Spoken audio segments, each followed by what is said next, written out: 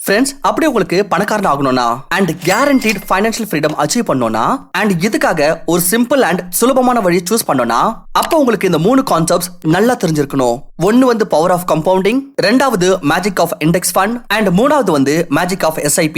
இந்த 3 விஷயமும் ஒன்னா சேர்ந்து உங்களுடைய லைஃப்ல ஒரு மேஜிக் மாதிரி வேலை செய்யும். சோ இந்த 3 கான்செப்ட்ஸையும் நீங்க ரொம்ப நல்லா புரிஞ்சுக்கிட்டீங்கன்னா அப்போ உங்களால இத பெஸ்டா யூஸ் பண்ண முடியும். So compounding and magic of SIP பத்தி ஆல்ரெடி இன்ட்ரோடக்ஷன் வீடியோ போட்டாச்சு. இந்த வீடியோல நம்ம இண்டெக்ஸ் ஃபண்ட பத்தி A to Z தெரிஞ்சுக்கலாம். இதுல நீங்க ஒரு இம்பார்ட்டன்டான விஷயத்தை கத்துக்க போறீங்க. ஃப்ரெண்ட்ஸ், நம்ம எப்ப இத கேட்டாலோ இன்னைக்கு ஸ்டாக் மார்க்கெட் 1% மேல போச்சு 1% கீழே வந்துச்சுன்னு அப்ப நம்ம ஆக்சுவலி ஸ்டாக் மார்க்கெட்டை பத்தி இல்ல அதோடைய இண்டெக்ஸை பத்தி தான் நம்ம பேசியிருப்போம். சோ வாங்க இந்த இண்டெக்ஸ் என்னன்றத பாப்போம். இந்தியால 2 மேஜர் ஸ்டாக் எக்ஸ்சேஞ்ச் இருக்கு. BSE ன்னு சொல்லப்படுற Bombay stock exchange and NSE national stock exchange. இங்க BSE ல இந்தியாவோட டாப் 30 கம்பெனிஸோட பெர்ஃபார்மன்ஸ் பேசிஸ்ல ஒரு இண்டெக்ஸ் உருவாக்கி இருக்காங்க. அதோட பேரு சென்செக்ஸ். இதே போலயே நேஷனல் ஸ்டாக் எக்ஸ்சேஞ்ச்ல பாத்தீங்கன்னா இந்தியாவோட டாப் 50 கம்பெனிஸோட பெர்ஃபார்மன்ஸ் பொறுத்து ஒரு இண்டெக்ஸ் உருவாக்கி இருக்காங்க. இதோட பேர் Nifty 50. பட் ட்ரேட் வால்யூம்ல பாத்தீங்கன்னா இந்தியால நேஷனல் ஸ்டாக் எக்ஸ்சேஞ்ச் தான் அதிகம். சோ நம்ம மெயினா இதன் மீது ஃபோக்கஸ் பண்ணுவோம். சரி வாங்க இது கொஞ்சம் டீடைலா பாப்போம். சோ இதுக்கு நம்ம டிக்கர் டேப் வெப்சைட்டுக்கு வந்துருவோம். ஃப்ரெண்ட்ஸ், இப்ப பாத்தீங்கன்னா இந்தியன் ஸ்டாக் மார்க்கெட்ல 5000 விட அதிகமான கம்பெனிஸ் இருக்குது. பட் எல்லா கம்பெனிஸும் பாத்தீங்கன்னா அவ்வளவு ஸ்டேபிளா ரொம்ப பெருசா இருக்காது. சோ இதனாலேயே மக்கள் வெறும் சில நல்ல கம்பெனிஸ்ல மட்டும் தான் இன்வெஸ்ட் பண்ணுவாங்க. சோ இதுக்காகவே இந்தியாவோட டாப் 50 கம்பெனிஸ் இருக்கிறதுல அதோடைய ஒரு குரூப் உருவாக்கி இருக்காங்க. இத நம்ம Nifty 50 னு சொல்லுவோம். சோ அப்படி நீங்க இந்த இண்டெக்ஸ் ஃபண்ட்ல இன்வெஸ்ட் பண்றீங்கன்னா அப்ப பேசிக்கலி நீங்க இந்த 50 கம்பெனிஸ்ல இன்வெஸ்ட் பண்றீங்கன்னு அர்த்தம். பட் இந்த 50 கம்பெனிஸ் ஏன் இவ்வளவு இம்பார்ட்டன்ட் அண்ட் வேல்யூபிளா இருக்குதுன்னா இது இந்தியாவோட மிச்ச 5000 கம்பெனிஸ்க்கு கம்பேரிசன் பாத்தீங்கன்னா அதிகமான மார்க்கெட் ஷேர் இவங்க ஹோல்ட் பண்ணிட்டு இருக்காங்க. நீங்களே பார்க்கலாம் இந்தியாவோட டோட்டல் ஷேர் மார்க்கெட்ல வெறும் இந்த கம்பெனிஸோட மார்க்கெட் ஷேர் பாத்தீங்கன்னா கிட்டத்தட்ட 45% இருக்குது. கிட்டத்தட்ட பாதி. அதாவது இந்தியன் ஷேர் மார்க்கெட்டோட மிச்ச 5000 கம்பெனிஸ் ஒரு பக்கம் அண்ட் வெறும் இந்த 50 கம்பெனிஸ் ஒரு பக்கம். சின்ஸ் இந்த கம்பெனிஸ் வந்து கிட்டத்தட்ட பாதி மார்க்கெட்டை கவர் பண்ணதுனால சோ பாத்தீங்கன்னா இந்த இண்டெக்ஸ் வந்து நமக்கு ஸ்டாக் மார்க்கெட்டோட பெர்ஃபார்மன்ஸ் சொல்லுது. இன்னைக்கு மார்க்கெட் வந்து எப்படி பெர்ஃபார்ம் பண்ணுச்சுன்னு. அதாவது இன்னைக்கு நிஃப்டி வந்து 1% மேல போச்சுன்னா அப்ப சான்சஸ் இருக்கு இதுல இருக்கிற மேக்ஸிமம் கம்பெனிஸ் இன்னைக்கு மேல தான் போயிருக்கும். அண்ட் இதோட இன்னொரு பெனிஃபிட் என்னன்னா லாங் டர்ம்ல இதன் மூலமாக நமக்கு நம்ம கண்ட்ரியோட பெர்ஃபார்மன்ஸ் தெரிஞ்சுக்கலாம். ஏன்னா இந்த நிஃப்டி வந்து 1995ல ஸ்டார்ட் பண்ணப்போ அப்ப இதுல இருந்த மேக்ஸிமம் கம்பெனிஸ்லாம் பாத்தீங்கன்னா அதெல்லாம் வேற. இதுல 50ல ஆல்மோஸ்ட் 40 கம்பெனிஸ் பாத்தீங்கன்னா சேஞ்ச் ஆயிடுச்சு. அண்ட் இந்த சேஞ்ச் ஆட்டோமேட்டிக்கலி செய்யப்படும் ஒவ்வொரு 6 மாசத்துக்கும். எப்படினா நீங்களே இங்க ரீட் பண்ணலாம். சோ இதனாலேயே இங்க உங்களோட கேபிட்டல் வந்து பெர்மனன்ட்டா லாஸ் ஆகிறதுக்கான சான்சஸ் பாத்தீங்கன்னா கிட்டத்தட்ட 0 தான். பிகாஸ் ரியல் எஸ்டேட் மாதிரி நீங்க இங்க ஒரு ப்ராப்பர்ட்டி வாங்கல. நீங்க ஒரு சின்ன அமௌண்ட்டுடன் ஒரு 500 ரூபாய் வச்சு ஒரேடியா 50 கம்பெனிஸ் வாங்குறீங்க. அதாவது ஸ்டார்டிங்ல இருந்தே நீங்க டைவர்சிஃபைடா இருக்கீங்க. சோ அப்படி நீங்க இந்த இண்டெக்ஸ்ல 2001ல 1000 ரூபீஸ் இன்வெஸ்ட் பண்ணிருந்தீங்கன்னா அப்ப இன்னைக்கு உங்களோட இன்வெஸ்ட்மெண்ட் grow ஆகி 21.7,000 ஆயிருக்கும். இத நம்ம கால்குலேட் பண்ணனா இதுல நமக்கு கிட்டத்தட்ட 14.1% கம்பவுண்டட் ஆனுவல் growth கிடைக்குது. பாத்தீங்கன்னா இது ஒரு நல்ல ரேட். சோ இதன் பிரகாரம் உங்களுடைய 10 lakh இன்வெஸ்ட்மெண்ட் 1.2 crores ஆயிருக்கும். அதே யாரனா ஒருத்தர் 20 வருஷத்துக்கு முன்னாடி ரியல் எஸ்டேட் ப்ராப்பர்ட்டி வாங்கியிருந்தாங்கன்னா அவங்களுக்கு இந்த அளவுக்கான ப்ராஃபிட்டே கிடைச்சிருக்கும். உதாரணத்துக்கு எனக்கு தெரிஞ்ச ஒருத்தர் சென்னையில 10 லட்சம் ரூபாய்க்கான ப்ராப்பர்ட்டி வாங்கியிருந்தாரு. இன்னைக்கு அதோட வேல்யூ ஆல்மோஸ்ட் 1.25 கோடி ரூபாய். பட் பிரச்சனை என்னன்னா அவரால் இந்த ப்ராப்பர்ட்டியை இந்த பிரைஸ்ல விற்க முடியாது. ஏன்னா இவ்வளவு பெரிய அமௌண்ட் இந்த டைம்ல யாருமே அவருக்கு பே பண்றதுக்கு ரெடியா இல்ல. இதன் கூடவே வரப்போற அடுத்த 10-20 வருஷத்துல இந்த பிரைஸ் வந்து இதே ரேட்ல grow ஆகணுமா அதுவும் கேரண்டட் கிடையாது. பிகாஸ் இந்த இடத்துல நீங்க நோட் பண்ண வேண்டிய விஷயம் என்னன்னா வெறும் அந்த ப்ராப்பர்ட்டியோட பிரைஸ் அதிகமா இருக்கு. அதுல எந்த ஒரு இன்டென்சிவ் growth ஏற்படல. பட் ஆனா இந்த இண்டெக்ஸ் பாத்தீங்கன்னா நேச்சுரலி இந்த 12 to 14% ரேஞ்ச்ல தான் grow ஆகுது. சோ இனி வர டைம்ல நீங்க அட்லீஸ்ட் இவ்வளவு ஷூரா இருப்பீங்க உங்களுக்கு இந்த % ரிட்டர்ன் கிடைக்கும்னு. இங்க இன்னொரு விஷயம், அப்படி இதுல இருக்கிற 50 கம்பெனிஸ்ல எதனா ஒரு 10 கம்பெனிஸ் சரியா பெர்ஃபார்ம் பண்ணலனா இல்ல க்ளோஸ் ஆயிடுச்சுனாலும் அப்ப மிச்ச கம்பெனிஸ் உடனே இதை ரீப்ளேஸ் பண்ணிடுவாங்க. ஏன்னா நம்ம கிட்ட இன்னொரு இண்டெக்ஸ் இருக்குது Nifty Next 50. அதாவது அடுத்ததா இருக்கிற 50 கம்பெனிஸ். அதாவது நம்ம பார்த்தல டாப் 50 கம்பெனிஸ் அதுக்கு அடுத்ததா இருக்கிற மிச்ச 50 கம்பெனிஸ் இது. சோ அப்படி நீங்க இதோட இண்டெக்ஸை செக் பண்ணீங்கன்னா லாஸ்ட் 20 இயர்ஸ்ல இது Nifty 50 விட நல்ல பெர்ஃபார்மன்ஸ் கொடுத்திருக்கு. உங்களுடைய 1.1,000 இன்வெஸ்ட்மெண்ட் இன்னைக்கு 55,000 ஆயிருக்கும். பாத்தீங்கன்னா இது 18.5% ரிட்டர்ன். ஃப்ரெண்ட்ஸ், ஹானஸ்டா சொல்லணும்னா கோவிட் பேண்டமிக் அப்புறம் மார்க்கெட் வந்து ரொம்ப ரொம்பவே ராலில இருக்கு.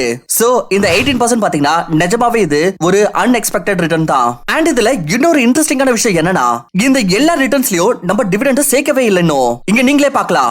1.18% டிவிடெண்ட்ஸ் வந்து இது தனியா. ஃப்ரெண்ட்ஸ், இங்க இன்னொரு விஷயம் என்னன்னா, இதே போலயே இந்த இண்டெக்ஸ் வந்து பேஸ் பண்ணி சில ஃபண்ட் லாஸ் வந்து ETF-வும் ஆஃபர் பண்ணுவாங்க. ETFs பாத்தீங்கன்னா சிமிலரா மியூச்சுவல் ஃபண்ட் மாதிரி தான் வர்க் ஆகும். வேற இதுல வித்தியாசம் என்னன்னா, இதுல நீங்க ரியல் டைம் இன்வெஸ்ட் பண்ண முடியும் உங்களோட டிமேட் அக்கவுண்ட் மூலமாக. லைக் எப்படி நீங்க ஒரு கம்பெனியோட ஸ்டாக் வாங்குறதுக்காக உங்களோட மொபைல்ல ஆர்டர் பிளேஸ் பண்றீங்களோ, அப்ப உங்களோட ஆர்டர் வந்து உடனே கம்ப்ளீட் ஆயிடும். அண்ட் உங்களோட யூனிட்ஸும் பாத்தீங்கன்னா ஆன் தி ஸ்பாட் கிடைச்சிரும். சோ இந்த ETF பாத்தீங்கன்னா இதே மாதிரி தான் வர்க் ஆகுது. ஆனா மியூச்சுவல் ஃபண்ட்ல உங்களோட ஆர்டர் வந்து 2-3 நாட்களுக்கு அப்புறம் பார்த்தா கம்ப்ளீட் ஆகுது. சோ இந்த டிலேனால என்ன ஆகுதுன்னா, அப்படி மார்க்கெட் நெக்ஸ்ட் டே வந்து மேல போயிடுச்சுன்னா அப்ப உங்களுக்கு கம்மியான யூனிட்ஸ் கிடைக்கும். ஃப்ரெண்ட்ஸ், இத பத்தியான டீடைல்ஸோ நம்ம இனி வர வீடியோஸ்ல டிஸ்கஸ் பண்ணலாம். சோ வீடியோஸ் மிஸ் பண்ணாம பார்க்க நம்மளோட சேனலுக்கு உடனே சப்ஸ்கிரைப் பண்ணிக்கோங்க.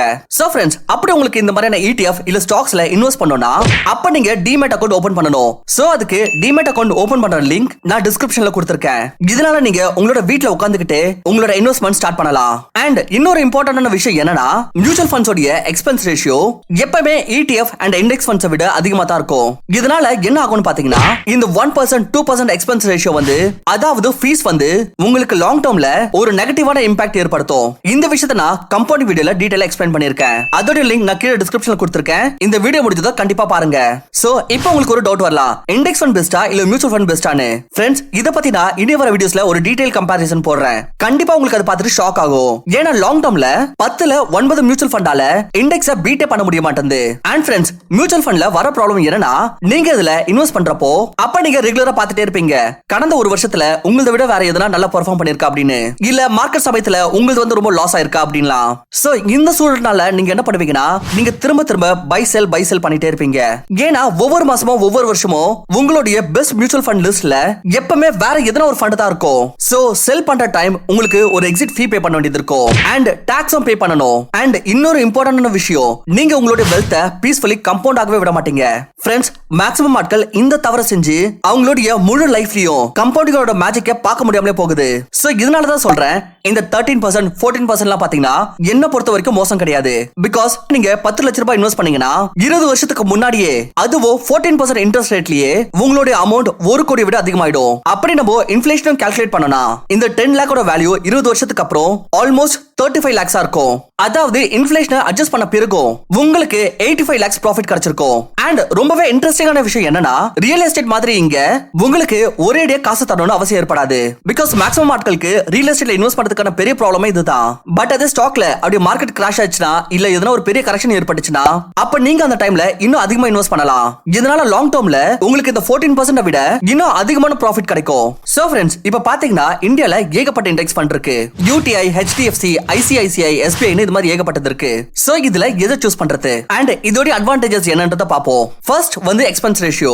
எக்ஸ்பென்ஸ் ரேஷியோனா ஒண்ணுமே இல்ல, உங்க ஃபண்டை மெயின்டைன் பண்றதுக்கான ஒரு ஆனுவல் மெயின்டெனன்ஸ் சார்ஜ் தான். சோ இது யூசுவலி பாத்தீங்கன்னா ஆக்சுவலி மேனேஜ்ட் மியூச்சுவல் ஃபண்ட்ஸ்ல ரொம்பவே அதிகமா இருக்கும். பிகாஸ் அந்த இடத்துல வந்து ஒரு டெடிகேட்டடான டீம், ஒரு பர்சன் வந்து கண்டினியூவா மார்க்கெட்டை மானிட்டர் பண்ணி பை அண்ட் செல் பண்ணுவாங்க. சோ யூசுவலி அதுக்கான ஒரு எக்ஸ்பென்ஸ் ஏற்படும். பட் அதே இண்டெக்ஸ் ஃபண்ட்ல பாத்தீங்கன்னா இவங்க டைரக்டா Nifty 50ல என்னென்ன கம்பெனிஸ் இருக்கோ அதை தான் வந்து சூஸ் பண்ண போறாங்க. சோ இந்த எக்ஸ்பென்ஸ் ரேஷியோ வந்து மிச்ச மியூச்சுவல் ஃபண்ட்ஸ்க்கு கம்பேரிட்டிவ்லி ரொம்பவே லோவா இருக்கும். இது பாத்தீங்கன்னா யூசுவலா அட்மோஸ்ட் 0.20% இருக்கும். பட் அதே இன்னும் சில கம்பெனிஸ் பாத்தீங்கன்னா இதை விட கம்மியா 15% 16% கூட சார்ஜ் பண்றாங்க. சோ கரெக்டான இண்டெக்ஸ் ஃபண்ட் சூஸ் பண்றதுக்கு முன்னாடி மெயினா இது செக் பண்ணிக்கோங்க. செகண்ட் வந்து AUM, அதாவது அசெட்ஸ் அண்டர் மேனேஜ்மெண்ட். சோ ஒரு ஃபண்டோட AUM வந்து அதிகமா இருக்குதுன்னா, சோ அதுக்கு மீனிங் இங்க நிறைய இன்வெஸ்டர்ஸ் வந்து இன்வெஸ்ட் பண்ணிருக்காங்கன்னு அர்த்தம். பட் அதே ஒரு ஃபண்டோட AUM வந்து ரொம்பவே கம்மியா இருந்துச்சுன்னா அதோட பெர்ஃபார்மன்ஸ் ரொம்பவே மோசமா இருக்கும்னு அர்த்தம் கிடையாது. பட் ஸ்டில் ஒரு நல்ல ரேஞ்ச் சூஸ் பண்ணிக்கிறது நல்லது. அண்ட் அடுத்தது க்ரோ ஆப்ஷன் இருக்குதான்னு என்ஷூர் பண்ணிக்கோங்க. இது என்னன்னா, நான் உங்களுக்கு முன்னாடி சொன்ன மாதிரி நமக்கு இதுல இருந்து டிவிடெண்ட்ஸ் பே பண்ணுவாங்க.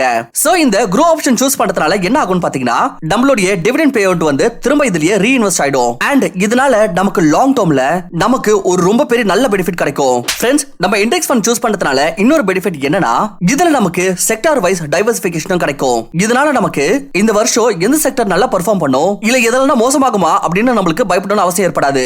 சோ ஃப்ரெண்ட்ஸ், இந்த வீடியோட ஃபைனலா என்னோட மெசேஜ் என்னன்னா, அப்படியே நீங்க இப்பதான் புதுசா ஸ்டாக் மார்க்கெட் இல்ல இன்வெஸ்டிங் வரீங்கன்னா அண்ட் நீங்க ஒரு பிகினரா இருக்கிறப்போ, அப்ப என்ன பொறுத்த வரைக்கும் நீங்க முதல்ல இண்டெக்ஸ்ல இருந்து தான் ஸ்டார்ட் பண்ணணும். அண்ட் அதுக்கப்புறமா கொஞ்சம் கொஞ்சமா உங்களோட ஸ்டாக் இன்வெஸ்டிங் நாலேஜ் வந்து நீங்க இம்ப்ரூவ் பண்ணிக்கோங்க. பிகாஸ் நீங்க டைரக்ட் ஸ்டாக் இன்வெஸ்ட் இன்வெஸ்டிங் வந்து கத்துக்கிறப்ப பாத்தீங்கன்னா பை த டைம் உங்களுக்கு ஆக்சுவலா இன்வெஸ்டிங் ஆயிட்டு இருக்கும் அண்ட் நீங்களும் இந்த மார்க்கெட் மேல கீழ போகிறத குறித்து ஃபெமிலியர் ஆயிடுவீங்க அண்ட் அப்படி நீங்க ஸ்டாக் இன்வெஸ்டிங் சரியாக கத்துக்கிட்டீங்கன்னா அப்ப நீங்க இந்த இண்டெக்ஸ்ல இருந்து சில நல்ல கம்பெனிஸ் சூஸ் பண்ணி உங்களுடைய ஒரு சொந்தமான போர்ட்ஃபோலியோவை கிரியேட் பண்ணலாம். இதனால உங்களுக்கு ஒரு மிகப்பெரிய பெனிஃபிட் என்னன்னா உங்களுக்கு எக்ஸ்பென்ஸ் ரேஷியோ வந்து பே பண்ணணும்னு அவசியம் ஏற்படாது அண்ட் இதனால உங்களோட ரிட்டர்ன்ஸ் எவ்வளவு வரும்னா அதுக்கப்புறம் நீங்க மியூச்சுவல் ஃபண்ட திரும்பி கூட பார்க்க மாட்டீங்க. சோ ஃப்ரெண்ட்ஸ், உங்களுக்கு சொன்ன மாதிரி இந்தியால ஏகப்பட்ட இண்டெக்ஸ் ஃபண்ட்ஸ் இருக்கு. சோ இதுல எது பெஸ்ட், எது சூஸ் பண்ணணும்னு நீங்க தெரிஞ்சுக்க விரும்புனீங்கன்னா மறக்காம கீழே இண்டெக்ஸ் ஃபண்ட் கமெண்ட் பண்ணுங்க. நான் உங்களுக்கு டாப் 5 இண்டெக்ஸ் ஃபண்டோட ஒரு டெடிகேட்டட் வீடியோ ரெடி பண்ணி தரேன். அண்ட் இந்த வீடியோ பிடிச்சிருந்துச்சுன்னா கண்டிப்பா நம்மளோட சேனலுக்கு சப்ஸ்கிரைப் பண்ணுங்க. கூடவே பெல் ஐகான் பிரஸ் பண்ணிக்கோங்க. சோ தட் நாங்க போஸ்ட் பண்ற வீடியோவை மிஸ் பண்ணாம பார்க்கலாம். அண்ட் இந்த வீடியோ பிடிச்சிருந்துச்சுன்னா லைக் பண்ணுங்க, பிடிக்கலனா டிஸ்லைக் பண்ணுங்க. தேங்க்ஸ் ஃபார் வாட்சிங்.